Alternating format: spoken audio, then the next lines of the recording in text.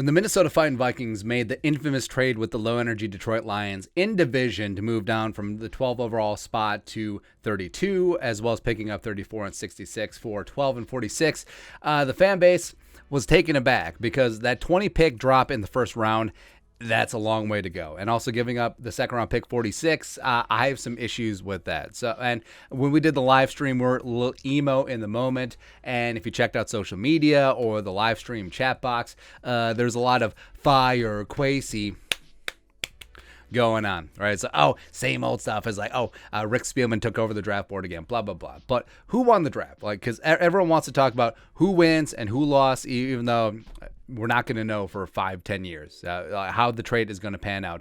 Jameson Williams going to the Lions, that's going to be a pain in the ass when he gets healthy. Lewis Cine, hell, I mean, Quasey may have had a similar grade on Lewis Cine as he did on Kyle Hamilton. Even though Kyle Hamilton, my guy, man, I loved him in the draft.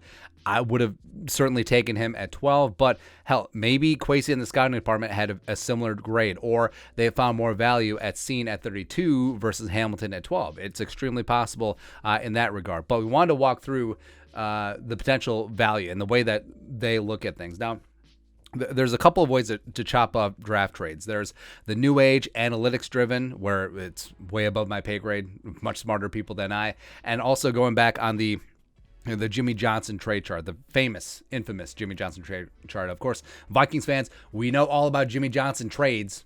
Great. As well as Rich Hill or something like that. So going through, Will Raggett, Sports Illustrated. The Vikings get 32, 34, and 66 for 12 and 46 per Tom Pelissero, blah, blah, blah. And then he used the Rich Hill chart. So the haul from the Lions was 435, and the Vikings gave up 475 on old school chart, right? So he was confused at that point. Then PFF Timo Risky put this out. So again, much more intricate stuff than I'm accustomed to. It says that Minnesota wins 57% of the time in this trade. WAR wins above replacement gain 0.14. There you go. So Lions gain. I can't even read these numbers. Like I don't even have any aptitude or any understanding. Like this is Greek. This is ancient Greek to me. But whatever. So PFF says that we win. Kevin Seifert, ESPN. The ESPN draft trade chart is based on approximate value. AV uses past production of players at each draft spot. AV suggests there isn't as big of a difference in draft spots as you might think. Point totals for the Vikings-Lions deal. Vikings 8.9, Lions 7.8. So ESPN says that the Vikings win. Jason over the cap does fantastic work over there. Jason Fitzgerald. Vikings come out slightly ahead of their trade with the Lions. Lions will be taking a premier position, though, which will help balance it out a bit. So the trade calculator, blah, blah, blah, all that stuff. Yeah. But then Jason swings the other way. Interesting trades. First thought is that teams are narrowing in on particular players as positions get thinner more than usual.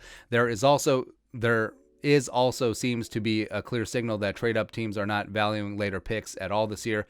Hindsight, Vikings definitely misread what the trade market was. They gave up a high pick and by far got the worst haul. So he switched things up there. And then lastly, so Brad Spellinger, Esquire, lawyer over at PFF. So he did an analysis on the Fitzgerald-Spielberger model, so Jason OTC, the Jimmy Johnson, the Rich Hill, and then the PFF. And as you can see on the bottom, it's split. So on the new age analytic models, Fitzgerald, Spielberger, and then PFF, the Vikings won. So the trade down won, so the Vikings won. And then on the old school Jimmy Johnson and the Hill one, the team moving up. So Lions, they won in that regard. So who knows? Who really knows at this point? It's going to take a while for it to work out, but I think that each draft is unique, and I think that the flatness of the talent pool in this draft, where there's a lot of players from picks 11 to 70 that could potentially have been similarly graded by teams, where I think there's going to be a lot of back and forth, where players, if things have broken right, would have been a first round pick. Maybe they'll fall all the way to the ass end of the second round. Who really knows? The Vikings have 3 picks on day 2 at 34 and 66 and 77. So I think that the Vikings are still going to end up with a bunch of great players from this trade. And then the Lions, they pick at 46, will probably get a great player as well. So, I mean, we're in a long ways of seeing how this trade is going to shake out. And again, there's a lot of things that we simply do not know what was going on in that war room. And the fact that the talent pool is so flat, maybe that's why Kwesi took a little bit of the worst of it in this trade. Whereas if the talent pool had a little bit more top heavy, of course you're going to hold on to the number 12 overall pick. Of course you're going to say F those day 2 picks. And of course maybe you're even going to try and trade up. So it's a long way of saying we don't know. And you don't know, and the analysts don't even know, and the charts don't even know, but we'll settle it on the field, man. But Jameson Williams, it's going to be a pain in the ass. Yeah, it really is. But your thoughts are thoughts. Did the Vikings win or lose the Lions trade? Let us know your thoughts on our thoughts in the comment section below. Subscribe for daily Vikings takes. Want to support the work, put a little something in the Venmo. But until next time, Skol, production value.